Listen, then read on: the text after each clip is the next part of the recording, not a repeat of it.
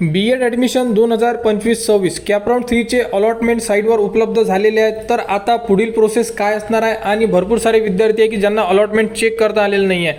तर सर्वप्रथम तुम्हाला साईटवर यावं लागेल. साईटवर आल्यानंतर तुम्हाला कॅन्डिडेट लॉग इनचं ऑप्शन दिलेलं आहे. तर तुमच्याकडे ID सुद्धा आहे आणि पासवर्ड आहे.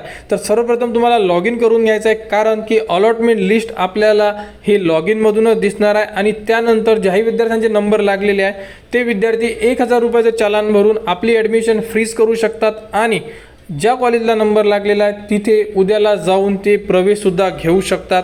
तर लॉग इनमध्ये जाऊन आपण संपूर्ण अपडेट याच व्हिडिओमध्ये बघणार आहेत. तर व्हिडिओ शेवटपर्यंत बघा. तर अशा प्रकारे साइन इनमध्ये तुमचा ID टाका, पासवर्ड टाका आणि लॉग इनला क्लिक करा. लॉग इन केल्यानंतर बघू शकता अशा प्रकारे तुम्हाला राऊंड 1, राऊंड 2 आणि राऊंड 3चे अलॉटमेंट दिसून पडत असेल.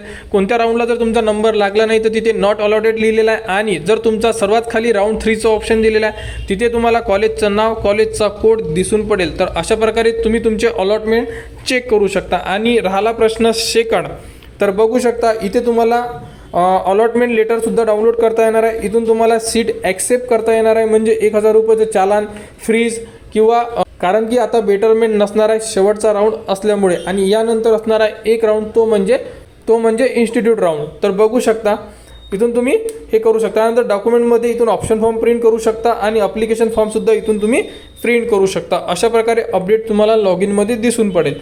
तर ज्याही विद्यार्थ्यांना अलॉटमेंट लेटर डाउनलोड करायचं असेल इथून तुम्ही डाउनलोड करू शकता.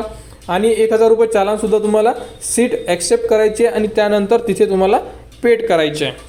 तर बघू शकता अलॉटमेंट लेटर काढा. त्यानंतर सीट ॲक्सेप्टसाठी तर बघू शकता इथे तुम्हाला कोणती मेथड आहे, संपूर्ण माहिती, तुमचे नाव, संपूर्ण डिटेल्स तुम्ही बघू शकता. इथे तुम्हाला डायरेक्ट फ्रीजचं ऑप्शन दिलेलं आहे. इथून तुम्ही ॲक्सेप्ट केलेलं जे लेटर आहे हे सुद्धा डाउनलोड करू शकता. आता या विद्यार्थ्यांनी अगोदरच 1000 रुपये भरलेले आहे पहिल्या राऊंडला, परंतु काही कारणास्तव यांची ॲडमिशन कॅन्सल झाली होती.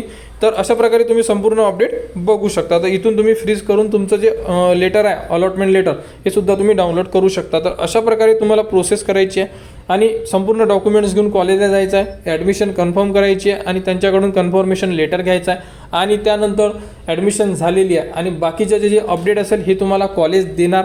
तर B.Ed ॲडमिशन 2025-26 बद्दल ही एक इम्पॉर्टंट अपडेट होती.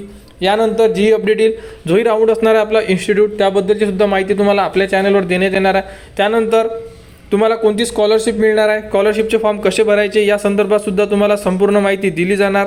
तर B.Ed ॲडमिशन 2025-26च्या पुढील अपडेटसाठी आपल्या चॅनलच्या कनेक्टमध्ये राहा. आणि राऊंड 3ची ॲडमिशन प्रोसेस जी आहे ही सुरू आहे आणि यामध्ये जो टाईम टेबल दिलेला आहे तर बघू शकता ॲडमिशन पिरियड कोणता दिलेला आहे.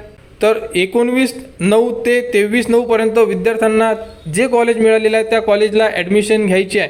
तर 23 तारखेच्या आत ॲडमिशन घ्या आणि पुढील अपडेटसाठी आपल्या चॅनलच्या कनेक्टमध्ये राहा. चॅनलला सबस्क्राईब करा व हा व्हिडिओ इतरांपर्यंत शेअर करा.